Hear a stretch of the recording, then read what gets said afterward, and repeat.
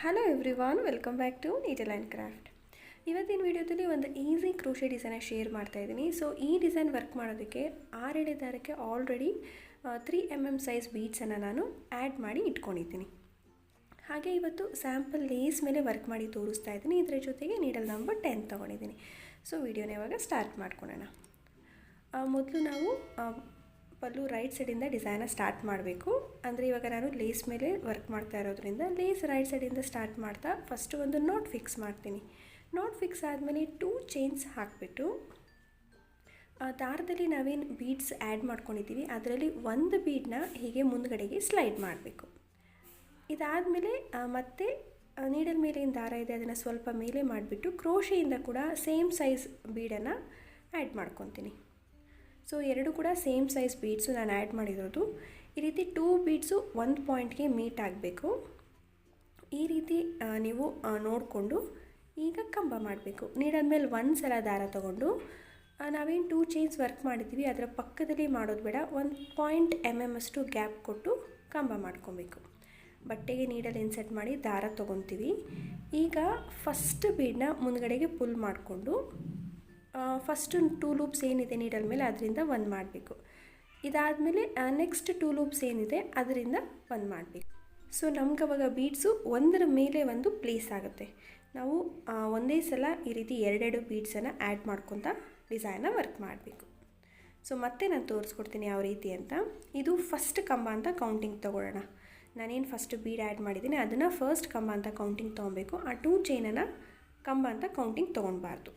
ಮತ್ತು ದಾರದಲ್ಲಿ ಏನು ಬೀಡ್ ಹಾಕಿದ್ದೀವಿ ಅದರಲ್ಲಿ ಒಂದು ಬೀಡನ್ನ ಮುಂದೆ ಮಾಡಿಕೊಂಡು ಕ್ರೋಶೆಯಿಂದ ಕೂಡ ಸೇಮ್ ಸೈಜ್ ಬೀಡನ್ನು ಆ್ಯಡ್ ಮಾಡ್ಕೊತೀನಿ. ಈಗ ನೀಡಲ್ ಮೇಲೆ ಒಂದು ಸಲ ದಾರ ತೊಗೊಂಡು ಪ್ರೀವಿಯಸ್ ಕಂಬ ಏನು ಮಾಡಿದ್ದೀನಿ ಅದರ ಪಕ್ಕದಲ್ಲಿ ವರ್ಕ್ ಮಾಡಬಾರ್ದು. ಬಿಕಾಸ್ ನಾವು ಬೀಡ್ ಹಾಕಿರೋದ್ರಿಂದ ಓವರ್ಲ್ಯಾಪ್ ಆಗುತ್ತೆ. ಸ್ವಲ್ಪ ಗ್ಯಾಪ್ ಕೊಟ್ಕೊಂಡು ಅಂದರೆ ಒಂದು 0.1 ಅಷ್ಟು ಗ್ಯಾಪ್ ಕೊಟ್ಟು ಕಂಬ ಮಾಡೋದಕ್ಕೆ ನೀಡಲ್ನ ಬಟ್ಟೆಗೆ ಇನ್ಸರ್ಟ್ ಮಾಡಿ ದಾರ ತೊಗೊತೀವಿ. ಇದಾದಮೇಲೆ ಫಸ್ಟ್ ಬೀಡನ್ನ ಮುಂದೆ ಮಾಡಿಕೊಂಡು 2 ಲೂಪ್ಸಿಂದ ಒಂದು ಮಾಡಬೇಕು. ಆಮೇಲೆ ಇನ್ನು 2 ಲೂಪ್ಸಿಂದ ಒಂದು ಮಾಡಬೇಕು. ಈ ರೀತಿಯಾಗಿ ನಾವು ಪ್ರತಿ ಸಲ ಎರಡೆರಡು ಬೀಡನ್ನು ಆ್ಯಡ್ ಮಾಡ್ಕೊತ ಹೋಗಬೇಕು. ಮತ್ತು ದಾರದಲ್ಲಿ ಆ್ಯಡ್ ಮಾಡಿರೋ ಬೀಡನ್ನ ಒಂದು ಮುಂದೆ ತೊಗೊಂಡು ಕ್ರೋಶೆಯಿಂದ ಕೂಡ ಒಂದು ಬೀಡನ್ನು ಇನ್ಸರ್ಟ್ ಮಾಡ್ಕೊಬೇಕು. ಸೊ ಈ ರೀತಿ ಎರಡೂ ಬೀಡನ್ನು ಒಂದೇ ಪಾಯಿಂಟಲ್ಲಿ ತೊಗೊಂಡಿದ್ದಾದಮೇಲೆ ಕಂಬ ವರ್ಕ್ ಮಾಡಬೇಕು. ಸ್ವಲ್ಪ ಗ್ಯಾಪ್ ಕೊಟ್ಕೊಂಡು ಕಂಬ ವರ್ಕ್ ಮಾಡೋಣ, ಬಿಕಾಸ್ ನಾವು ಬೀಡ್ಸನ್ನು ಆ್ಯಡ್ ಮಾಡಿರ್ತೀವಿ. ಹಾಗಾಗಿ ಇಲ್ಲಿ 2 ಬೀಡಲ್ಲಿ ಫಸ್ಟ್ ಬೀಡನ್ನ ಹೀಗೆ ಮುಂದ್ಗಡೆ ತೊಗೊಂಡು 2 ಲೂಪ್ಸಿಂದ ಒಂದು ಮಾಡಿ ಮತ್ತು 2 ಲೂಪ್ಸಿಂದ ಒಂದು ಮಾಡಬೇಕು. ಈ ರೀತಿಯಾಗಿ ನಿಮಗೆ ಎಷ್ಟು ಕಂಬಗಳು ಬೇಕೋ ಅಷ್ಟು ಕಂಬಗಳನ್ನ ಬೀಡ್ಸ್ ಹಾಕ್ಕೊಂಡು ವರ್ಕ್ ಮಾಡ್ಕೊತ ಹೋಗಬೇಕು. ಆ್ಯಂಡ್ ನಾನು ಆಗಲೇ ಮೆನ್ಷನ್ ಮಾಡಿದಾಗೆ ಪ್ಲೇನಾಗಿ ನೀವು ಕಂಬ ಮಾಡೋದಾದರೆ ಒಂದ್ರ ಪಕ್ಕ ಒಂದು ಮಾಡ್ತಾ ಹೋಗಬೇಕಾಗತ್ತೆ. ಇಲ್ಲಿ ಪಕ್ಕದಲ್ಲೇ ಮಾಡಿಬಿಟ್ರೆ ಬೀಡ್ಸು ಒಂದಕ್ಕೊಂದು ಟಚ್ ಆಗುತ್ತೆ, ಆವಾಗ ಅದು ಓವರ್ಲ್ಯಾಪ್ ಆಗುತ್ತೆ. ಹಾಗಾಗಿ ನೋಡಿಕೊಂಡು ಕ್ಲೀನಾಗಿ ಕಂಬಗಳನ್ನ ವರ್ಕ್ ಮಾಡ್ಕೊಳ್ಳಿ. ಸೊ ನೋಡಿ, ನಾನು ಸೇಮ್ ಮೆಥಡಲ್ಲಿ 4 ಕಂಬಗಳನ್ನ ವರ್ಕ್ ಮಾಡಿದ್ದೀನಿ. ಅಂದರೆ 8 ಬೀಡ್ಸನ್ನು ಆ್ಯಡ್ ಮಾಡಿದ್ದೀನಿ. ನಿಮಗೆ ಇನ್ನೂ ಜಾಸ್ತಿ ಬೇಕು ಅಂದರೆ ಕಂಬಗಳನ್ನ ಇನ್ಕ್ರೀಸ್ ಮಾಡ್ಕೊತ ಹೋಗ್ಬೋದು. ಸ್ಟಾರ್ಟಿಂಗ್ 2 ಚೈನ್ ವರ್ಕ್ ಮಾಡಿರೋದು ಕಂಬ ಅಂತ ಕೌಂಟಿಂಗ್ ಬೇಡ, ಬಿಕಾಸ್ ಡೈರೆಕ್ಟಾಗಿ ಬೀಡ್ ಆ್ಯಡ್ ಮಾಡೋದಕ್ಕಾಗೋದಿಲ್ಲ. ಹಾಗಾಗಿ ಸ್ಟಾರ್ಟಿಂಗ್ 2 ಚೈನ್ಸನ್ನು ವರ್ಕ್ ಮಾಡಿದೆ. ಈಗ ಆರ್ಚ್ ಮಾಡ್ತಾಯಿದ್ದೀನಿ. ಎಲ್ಲೂ ಕೂಡ ಬೇಸ್ ಲೈನ್ ಇಲ್ಲದೆ ಇರೋ ಕಾರಣ ಡೈರೆಕ್ಟಾಗಿ ಲೇಸ್ ಮೇಲೆ ನಾನು ಆರ್ಚನ್ನು ಮಾಡ್ತೀನಿ. ಟ್ರಿಪಲ್ ಕ್ರೋಶೆಟಿಂದ ಆರ್ಚ್ ಮಾಡ್ತಾಯಿದ್ದೀನಿ. ಕಂಬದಿಂದ ನಿಮಗೆ ಎಷ್ಟು ದೂರಕ್ಕೆ ಬೇಕೋ ನೋಡಿಕೊಂಡು ಅಲ್ಲಿಗೆ ಟ್ರಿಪಲ್ ಕ್ರೋಶೆಟ್ನ ವರ್ಕ್ ಮಾಡಬೇಕು. ನೀಡಲ್ ಮೇಲೆ 2 ಸಲ ದಾರ ತೊಗೊಂಡು ಟ್ರಿಪಲ್ ಕ್ರೋಶೆಟ್ ಮಾಡೋದು. ನೆಕ್ಸ್ಟ್ ಟ್ರಿಪಲ್ ಕ್ರೋಶೆಟ್ನ ಪ್ರೀವಿಯಸ್ ಟ್ರಿಪಲ್ ಕ್ರೋಶೆಟ್ ಪಕ್ಕದಲ್ಲಿ ವರ್ಕ್ ಮಾಡ್ತೀನಿ. ಸೊ ಒಂದೇ ಪಾಯಿಂಟ್ಗೆ ಮಾಡ್ತಾ ಇಲ್ಲ, ಇಲ್ಲಿ ಪಕ್ಕದಲ್ಲಿ ಟ್ರಿಪಲ್ ಕ್ರೋಶೆಟ್ನ ಮಾಡ್ಕೊತ ಹೋಗಬೇಕು. ನೋಡಿ, ಇವಾಗ ಪ್ರೀವಿಯಸ್ ಟ್ರಿಪಲ್ ಕ್ರೋಶೆಟ್ ಪಕ್ಕದಲ್ಲಿ ಮಾಡ್ತಾಯಿದ್ದೀನಿ. ಸೊ ಕೆಲವು ಡಿಸೈನ್ಸಲ್ಲಿ ಒಂದೇ ಪಾಯಿಂಟಲ್ಲಿ ಕಂಬಗಳನ್ನ ಮಾಡ್ಬೋದು, ಅಂದರೆ ಆರ್ಚ್ ಮಾಡೋದಕ್ಕೆ ಈ ರೀತಿ ಬೇಸ್ ಲೈನ್ ಇಲ್ಲದೆ ಇರುವಾಗ.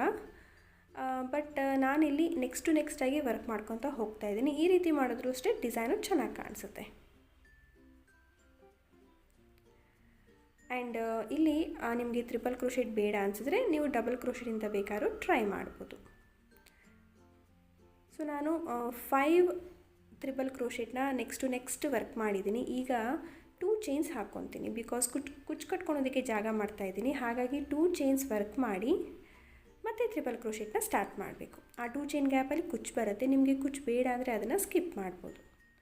ಮತ್ತು ಇವಾಗ ಪ್ರೀವಿಯಸ್ ಟ್ರಿಪಲ್ ಕ್ರೋಶೆಟ್ ಮಾಡಿದ್ದೆ ಅಲ್ವಾ, ಅದರ ಪಕ್ಕದಲ್ಲೇ ಇನ್ನು 5 ಟ್ರಿಪಲ್ ಕ್ರೋಶೆಟ್ನ ವರ್ಕ್ ಮಾಡಬೇಕು. ಸೊ ಇಲ್ಲಿ ಬೇಸ್ ಲೈನ್ ಇಲ್ಲದೆ ಇರೋ ಕಾರಣ ನೀವು ಸ್ವಲ್ಪ ಕೇರ್ಫುಲ್ಲಾಗಿ ಟ್ರಿಪಲ್ ಕ್ರೋಶೆಟ್ನ ಮಾಡ್ಕೊಬೇಕಾಗತ್ತೆ. ಈವನ್ ಆಗಿ ಬರಬೇಕು ನೋಡಿ. ನಾನೇನಲ್ಲಿ ಟ್ರಿಪಲ್ ಕ್ರೋಶೆಟ್ ವರ್ಕ್ ಮಾಡಿದ್ದೀನಿ ಎಲ್ಲ ಕೂಡ ಒಂದೇ ಲೈನಲ್ಲಿ ಫಾರ್ಮ್ ಆಗಿದೆ. ಆ ರೀತಿಯೇ ನೀವು ಕೂಡ ವರ್ಕ್ ಮಾಡಬೇಕು, ಆವಾಗ ನೀಟಾಗಿ ಫಿನಿಶಿಂಗ್ ಕಾಣಿಸುತ್ತೆ. ಇಲ್ಲಾಂದರೆ ಒಂದು ಮೇಲೆ ಒಂದು ಕೆಳಗೆ ಇದ್ದಾಗ ಡಿಸೈನ್ ಚೆನ್ನಾಗಿ ಬರೋದಿಲ್ಲ. ಸಿಂಗಲ್ ಸ್ಟೆಪ್ ಡಿಸೈನ್ ಆಗಿರೋದ್ರಿಂದ ಎಲ್ಲೂ ಕೂಡ ಬೇಸ್ ಲೈನ್ ಇಲ್ಲ, ಹಾಗಾಗಿ ನಾನು ಬಟ್ಟೆಗೆ ಇನ್ಸರ್ಟ್ ಮಾಡಿ ವರ್ಕ್ ಮಾಡ್ತಾಯಿದ್ದೀನಿ. ಒಂದು ವೇಳೆ ನಿಮ್ಗೆ ಈ ರೀತಿ ಕಷ್ಟ ಅನಿಸಿದ್ರೆ ನೀವು ಬೇಸ್ ಲೈನ್ನ ಹಾಕೊಬೋದು. ನಿಮಗೆ ಯಾವ ರೀತಿ ಕಂಫರ್ಟಬಲು ಆ ರೀತಿ ನೀವು ಡಿಸೈನ್ನ ಟ್ರೈ ಮಾಡಿ. ಬೇಸ್ ಲೈನಿಂದ ಕೂಡ ನೀವು ಟ್ರೈ ಮಾಡ್ಕೊಬೋದು. ಸೊ 5 ಟ್ರಿಪಲ್ ಕ್ರೋಶೆಟ್ನ ವರ್ಕ್ ಮಾಡಿದ್ದೀನಿ. ಮಧ್ಯದಲ್ಲಿ 2 ಚೈನ್ ಗ್ಯಾಪ್ ಕೊಟ್ಟಿದ್ದೀನಿ ಆಫ್ಟರ್ 5 ಟ್ರಿಪಲ್ ಕ್ರೋಶೆಟ್. ನಿಮಗೆ ಇನ್ನೂ ಜಾಸ್ತಿ ಟ್ರಿಪಲ್ ಕ್ರೋಶೆಟ್ ಬೇಕು ಅಂದರೆ ನೀವು ಆ್ಯಡ್ ಮಾಡ್ಕೊಬೋದು. ಕುಚ್ಚು ಬೇಡ ಅನ್ನೋರು ಖಂಡಿತ 2 ಚೈನ್ನ ಸ್ಕಿಪ್ ಮಾಡಿಬಿಟ್ಟು ಹಾಗೆ ಆರ್ಚ್ ಕೂಡ ವರ್ಕ್ ಮಾಡ್ಬೋದು. ಬಟ್ ನಾನು ಕುಚ್ಚಿದ್ರೆ ಚೆನ್ನಾಗಿ ಕಾಣಿಸುತ್ತೆ ಅಂತ ಅಲ್ಲಿ ಕುಚ್ಚು ಕಟ್ಟೋದಕ್ಕೆ ಜಾಗ ಮಾಡಿದ್ದೀನಿ.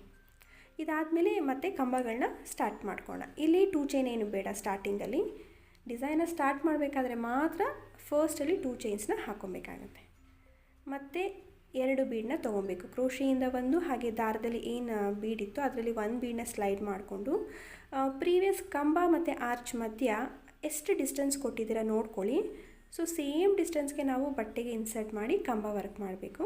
ಕಂಬ ವರ್ಕ್ ಮಾಡಬೇಕಾದ್ರೆ ಫಸ್ಟ್ ಬೀಡನ್ನ ಮುಂದೆ ತೊಗೊಂಡು 2 ಲೂಪ್ಸಿಂದ 1 ಮಾಡಿ ನೆಕ್ಸ್ಟ್ 2 ಲೂಪ್ಸಿಂದ 1 ಮಾಡಬೇಕು. ನೋಡಿ ಗೊತ್ತಾಯ್ತಲ್ವ, ತುಂಬಾ ಸಿಂಪಲ್ ಆಗಿದೆ ಡಿಸೈನು, ಹಾಗೆ ಈಸಿಯಾಗಿದೆ ವರ್ಕ್ ಮಾಡೋಕ್ಕೆ.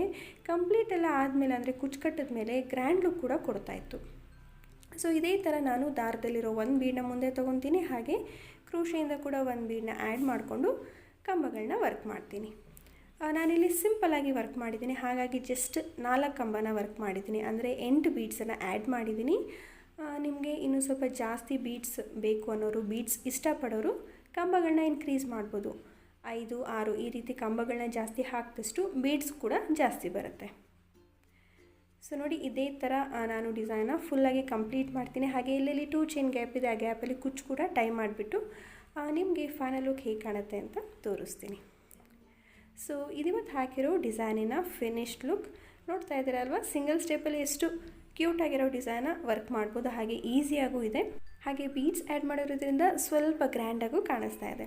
ಇಲ್ಲಿ ಕುಚ್ಚು ಕಟ್ಕೊಳೋದಕ್ಕೆ 140 ಸ್ಟ್ರ್ಯಾಂಡ್ಸ್ ಆಫ್ ಸಿಲ್ಕ್ ಥ್ರೆಡ್ ತೊಗೊಂಡು ಕಟ್ಟಿರೋದು. ಒನ್ಸ್ ಅದು ಡಬಲ್ ಆದಾಗ 280 ಸ್ಟ್ರ್ಯಾಂಡ್ಸ್ ಆಗುತ್ತೆ.